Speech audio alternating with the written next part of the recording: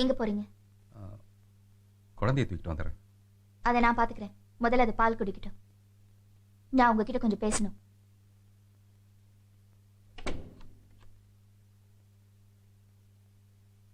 எதை பத்தின்னு புரியாத மாதிரி பாக்குறீங்க? தானே உங்களோட கிளாஸ்மேட்டுன்னு ஏன் ஆரம்பத்துல என்கிட்ட சொல்லல? 2 பேரும் திட்டம் போட்டு நாடகம் ஆடிட்டீங்கல்ல? எது நடக்கூடாதுன்னு நினைச்சனோ அதுவே நடக்குது. சந்தேகம் வாழ்க்கையோட அடிவரையை நாசமாக்கிடும். சந்தேகம்னு வந்தப்புறம் எதை பார்த்தாலும் அதுவாகவே தோணும். நீங்க அவளை விரும்பலன்னு என்ன நேரா பார்த்து சொல்லுங்க. சொல்லுங்க. முடிஞ்சு போன கதையை பத்தி இப்பயும் பேசுறேன். உலகத்துல காதலிக்கிறவங்க எல்லாம் அவங்கவுங்களேவா கல்யாணம் பண்ணிக்கிறாங்க? யாரும் தான் விரும்பல. அவங்கவுங்களுக்கு குடும்பம், குழந்தை, குட்டின்னு ஆனப்புறம் அதுக்காக தான் ஓடி ஓடி உழைக்க வேண்டியிருக்கு. உங்களுக்காக தான் நான் வாழ்ந்துட்டு இருக்கேன். உனக்கு நான் ஏதாவது துரோகம் நினைச்சிருப்பேனா? தனத்தை நான் ரோட்ல பார்த்துட்டு அங்கேயே விட்டுட்டு வரதுக்கு எப்படி மனசு வரும்? என் நிலைமை நீயே கொஞ்சம் யோசிச்சு பாரு. அதை நான் தப்புன்னு சொல்லல. நீங்க 2 பேரும் என்கிட்ட எதுவுமே சொல்லாம இருந்ததுனாலதான் இப்ப எனக்கு அமைதியே போச்சு.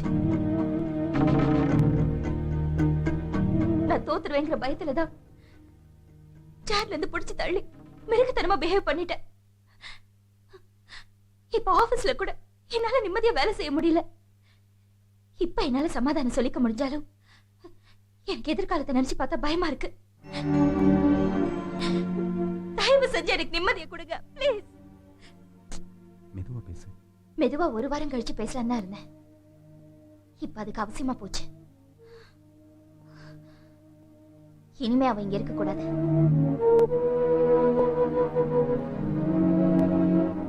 நானே சொல்லிடுறேன். நான் தான் தப்பு பண்ணிட்டேன்.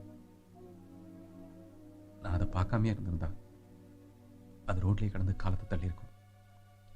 இப்ப தனத்தால வெளியில போய் அந்த பையனை வச்சுக்கிட்டு பழைக்க தெரியாது. மறுபடியும் பழைய வாழ்க்கைக்கே போனா பாலுவோட படிப்பு வீணா போயிடும்.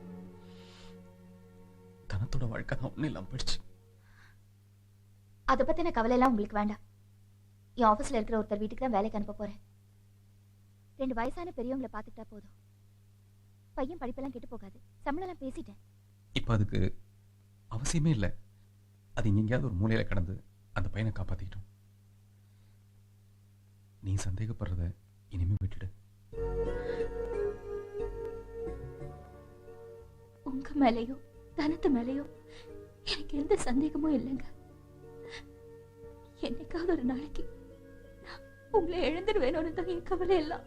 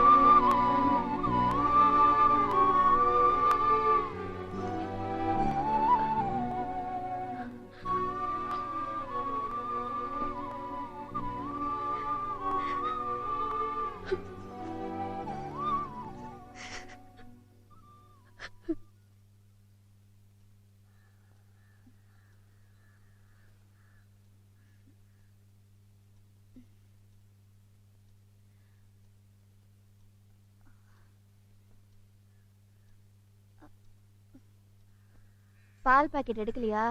காக்கா கொத்திட்டு இருக்குல்ல.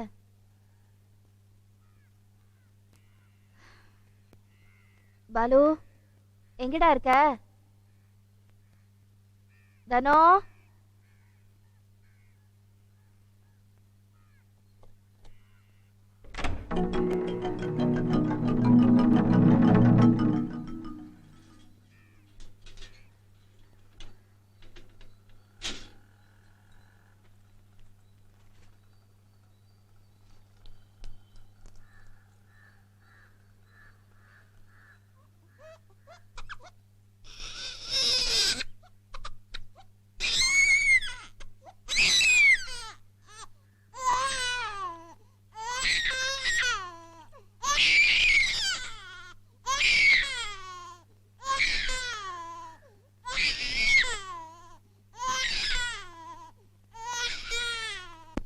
பாலு,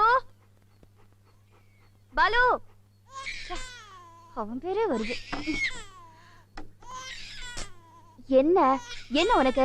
சரி சரி சரி, அம்மா இருக்கல, அழக்கூடாது. சரி சரிம்மா, சரி. கண்மணி, உனக்கு ஸ்கூலுக்கு டைம் ஆச்சு. புக்ஸ் எல்லாம் எடுத்து வச்சுக்கிட்டியா? எடுத்து வச்சுக்கிட்டியா? இல்ல, நான் ஸ்கூலுக்கு போக மாட்டேன். போ. என்னது, ஸ்கூலுக்கு போக மாட்டியா? கண்மணி, இதை சாப்பிடு. நான் சாப்பிட மாட்டேன். பால் ஒண்ணு எங்க வேணாலும் சாப்பிடுவேன். ஒண்ணு போட்டேன்னா?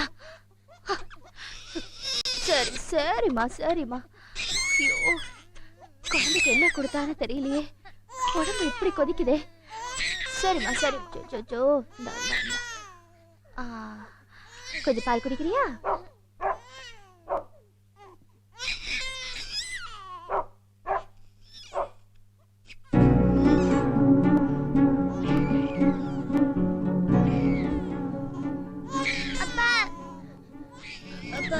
ஏன்பா பால் ஒண்ணு வெளியில போயிடுச்சு? ஆன்ட்டி அண்ணனும் ஒண்ணுமே வரவே மாட்டாங்களா? ஐயோ, என்னமோ ஆயிடுச்சே, இப்படி வாந்தி எடுக்கிறியே. அப்பா, பால் ஒண்ணு புக்குப்பா.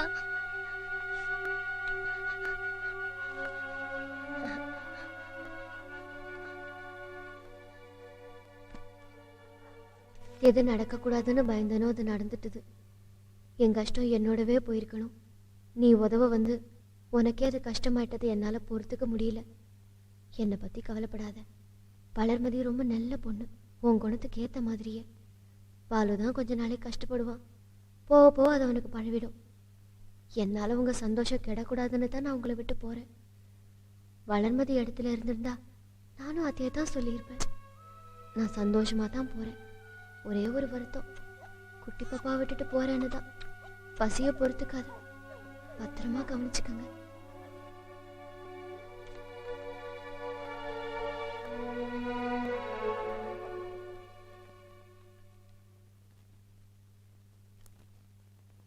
பூங்குத்தம்மா